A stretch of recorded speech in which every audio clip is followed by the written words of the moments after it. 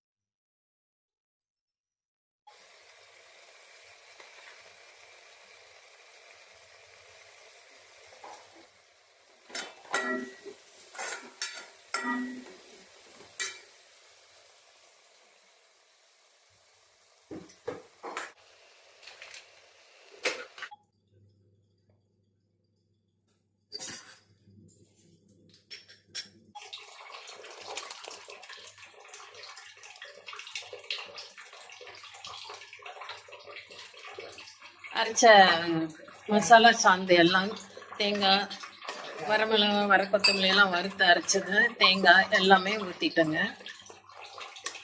தேவையான அளவு தண்ணி கலந்து மூடி போட்டு விசில் போட்டு வெயிட் போட்டு, இது மட்டன் இருக்கனால ஒரு 9-10 விசில் விட்டாதாங்க வேகும்.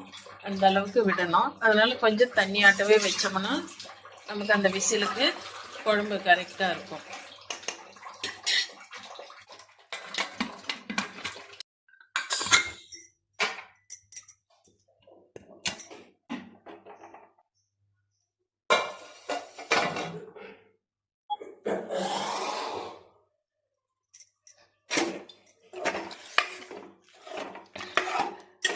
பாருங்க எவ்வளோ தண்ணியாட்ட வச்சோம்.